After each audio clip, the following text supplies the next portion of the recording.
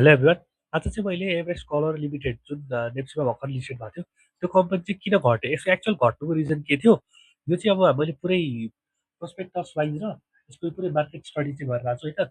हामीलाई यो एउटा तपाईँले यो हेर्नु भने के फाइदा हुन्छ भन्दाखेरि चाहिँ हरेक आइपिओ चाहिँ कुन टाइममा गएर घट्छ र यसलाई चाहिँ हामीले कसरी रियाक्ट गर्ने भन्ने हिसाबले चाहिँ म पुरै भिडियो भन्न जाँदैछु होइन। र हामीले एभरेस्ट कलरको चाहिँ यो आजको क्यान्डललाई चाहिँ फुल एनालाइसिस गर्छौँ। किन भन्दाखेरि चाहिँ यसको हामीले टपमा बेचेको भए त राम्रै फाइदा हुन्छ नि त होइन, आफूले परेको छ भने। अथवा फर्स्ट टाइम कुनै कसैलाई अब तपाईँहरूलाई अहिले आइपिओ परिरहेको छ, किनकि यो लास्ट टाइमदेखि सधैँ यस्तै भइरहेको क्या।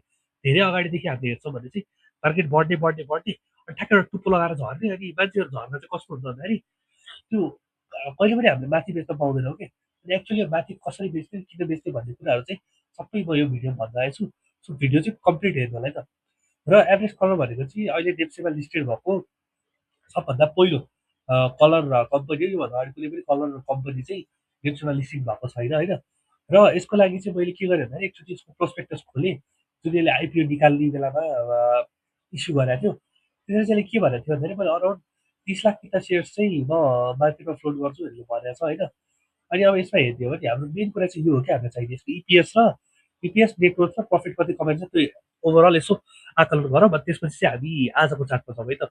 मैले चाहिँ यो किन भन्न जरुरी ठाने भन्दाखेरि चाहिँ एटलिस्ट यो कुरा गरिराख्यो भने हामीलाई आइडिया हुन्छ क्या एभरेज ब्याङ्क के अरे एभरेज कलर चाहिँ हाम्रो प्रफिटमा छ कि लसमा छ कि होइन, यसको बुक भ्यालु कति छ भनेर यो चाहिँ यो तिन चारवटा रेसियो चाहिँ हामीलाई रफली आइडिया भइराख्यो भने चाहिँ हामीले पछि सधैँ यसको बारेमा के चल्दैछ कसो चल्दै हामीले हेर्न मिल्छ होइन। र यसको हेर्ने हो भने चाहिँ इपिएस 8 रहेछ भनेर 8 रुपियाँ कमाउँदैछ, नेटवर्क चाहिँ 118 रुपियाँ रहेछ होइन। अनि त्यसपछि ल ठिक छ, यति हेर्ने चाहिँ हामीले के थाहा पायो भन्दाखेरि यो कम्पनी प्रफिटमा गएको रहेछ, पहिला लसमा रहेछ। 2 करोड 40 लाखको लस, 2 करोड 5 लाखको लसबाट बिस्तारै बिस्तारै प्रफिट हुँदै हुँदै चाहिँ अहिलेसम्म चाहिँ गर्दाखेरि लगभग 90 लाखको प्रफिटमा देखियो होइन। र अर्कोचोटि 1 लाख 14 भने ओके, अब चाहिँ प्रफिटमा जान लागेको कम्पनी रहेछ भनेर हामीले ओभरअल उ गऱ्यो भने भने चाहिँ मार्केट सेन्टिमेन्ट अलिकति ठिक छ भन्ने बुझ्यो। अब हेर्नुहोस्, यो प्रक्षेपितमा त जे पनि हुनसक्छ होइन।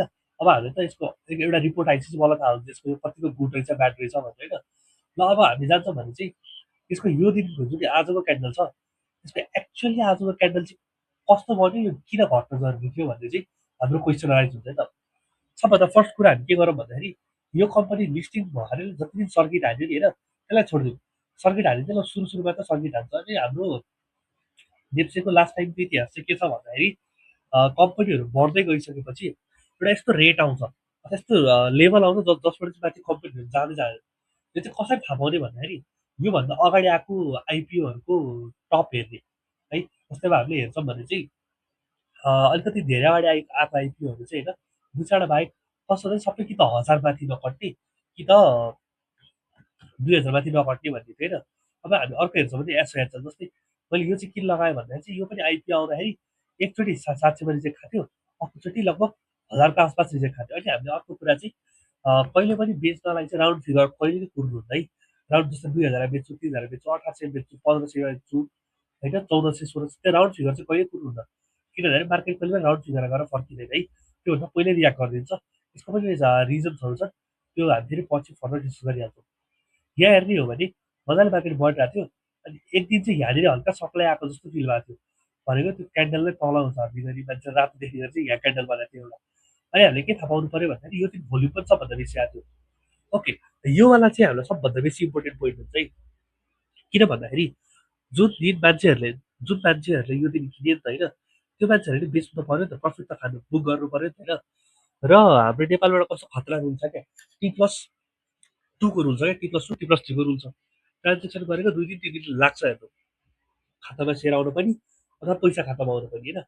त्यो भइसकेपछि के हुन्छ भन्दाखेरि यहाँनिर बेचेको मान्छेहरूले यो सेयर यहाँनिर किनेका मान्छेहरूले सेयर बेच्ने भनेको यहीँनिर हो कि। एक दिन त गुर्नु पऱ्यो नि एटलिस्ट होइन। ठुल्ठुलो किताहरू चाहिँ एकै दिन ट्रान्सफर हुन्छ भनौँ।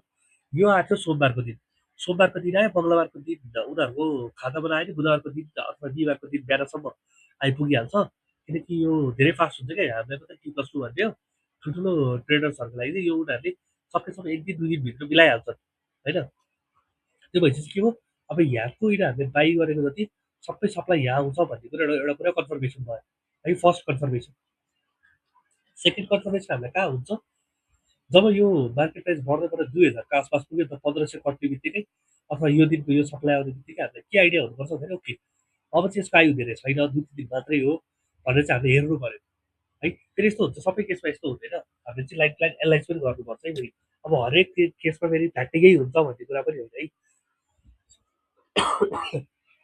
र यो केसमा चाहिँ यस्तो हुँदा भयो। अब हामीले हेर्छौँ भने अब आजको दिनको फुल चार्ट हेरौँ है त। अब 1 मिनटको लाउँछौँ भने चाहिँ कस्तो भएको थियो भन्दा यसको पुरै दिउँसभरिको कुरा चाहिँ बिहान ओपन भयो हाईमा है, किनेको मान्छेलाई यो आज पनि सर्किट जान्छ भन्ने थियो। अनि ब्ल्याक ब्ल्याक ब्ल्याटरसँग सुर्र खसेर तल आयो यहाँसम्म चाहिँ। यो चाहिँ अराउन्ड सुरुको कति सेकेन्ड, 1 सेकेन्ड 2 सेकेन्ड 3-4 सेकेन्डमै यो भयो, 3-4 मिनटभित्रै यो भइसकेको है त। र 11:05 आउँदाखेरि मान्छेहरूले 1660 देखिसकेको थियो, बेच्नेले बेचिहाल्यो नबेच्नेले भयो। ल कुरा चाहिँ के हो भन्दाखेरि हामीले यही प्राइसमा बेच्नुपर्छ भन्ने छैन कि, तर एटलिस्ट यो प्राइसमा अथवा यही माथिको यो प्राइसमा होइन बेच्न सक्यो भने राम्रो हो क्या। अझै रमाइलो गरेको के भन्दाखेरि होइन ल आज त घटिहाल्यो बेच्दिनँ, भोलितिर बेच्छु भन्ने मान्छेहरू हुन्छ कि मार्केटमा होइन, मार्केटमा सबै खालको मान्छेहरू हुन्छ। सो अब यही बेच्नु चाहिँ हामीलाई फाइदा हुन्छ कि। घट्यो अब यहाँनिर एउटा सार्प भोल्युम देखियो नि त होइन, एउटा सार्प भोल्युम देखिएपछि चाहिँ हामीले के गर्नु सकिन्थ्यो भन्दाखेरि चाहिँ यो दिनको एकदम सार्प भोल्युम भनेपछि यो प्राइसमा चाहिँ मान्छेहरूले बेचेर भागिरहेको थियो अब भनेपछि के भयो, यो प्राइसमा भागिरहेको छ। अब तपाईँहरू नियरली यही प्राइसमा प्रफिट बुक गर्छु भनेर सोच्दा पनि भयो। किन भन्दाखेरि चाहिँ यदि म्याक्सिमम् मान्छे यहाँबाट गइरहेछ भने तपाईँहरू पनि यहीँबाट प्रफिट बुक गरेर कि अलिक तल आएपछि किन्छु भनेर एउटा लेभल चाहिँ यहाँ बस्न सक्नुहुन्छ यो प्राइस रेन्ज है। अब ठिक छ, यो प्राइसले बेचेर आज बस्नु भयो भने चाहिँ रमाइलो गर्नु। अब यस्तो हुन्छ ठ्याक्कै ओभरअल चाहिँ यही गर्नु यही नगर्नु भन्ने हुँदैन। जस्तो हामीले ब्याक टेस्ट गरेर सधैँ बुझिराख्नु पऱ्यो, मार्केटमा चाहिँ अपडेट भइराख्नु पऱ्यो। र यो एउटा सानो कुरा चाहिँ किन भन्दाखेरि चाहिँ हाम्रो यो प्राइस एक्चुअली यो टपका लाग्यो भन्ने कुरा हो नि त मेन त। टपका लाग्यो अब बटम अब हेर्नु अब जस्तै अर्को के पनि हुनसक्छ, आज त भने होइन मैले, र 2-4 दिन के हुनसक्छ फेरि यही तल आएर फेरि बाउन्स ब्याक पनि हुनसक्छ। किन भन्दाखेरि कम्पनी राम्रो छ हेर्नु, एभरेज कलर कम्पनी राम्रै छ। राम्रो छ भन्दा पुरै राखिरहने पनि होइन होइन। जस्तो अब आज तपाईँले 1500-1700 फाल्न पाइरहनु भएको भने र त्यो कम्पनी फेरि 1000मा अथवा 1200-1000मा झरेर आयो भने किन राख्ने हो र अहिले कुरकुर अहिले बेच्ने अनि फेरि त्यही प्राइस आउँछ फेरि किनिदिने हो नि होइन। र हामीले यसरी हेर्दा चाहिँ अहिले सबै रेड जोन पार गरेर हिँड्छ। अब भोलि अलिकति घट्यो अरे पार गरिदिइहाल्छ। यो चाहिँ हामीले ओभरअल अप टु डेट भइराख्नु पऱ्यो होइन। यो चाहिँ यसो यो चाहिँ इसिएल किन घट्यो भन्ने रिजन थियो। यस्तै भिडियो हेर्छ भने प्लिज कमेन्ट गर्नु होला, केही क्वेसन छ भने सोध्नु पनि होला, किनभने म त्यही कमेन्ट अनुसार चाहिँ भिडियो बनाउँछु। So let's meet you guys very soon, thank you.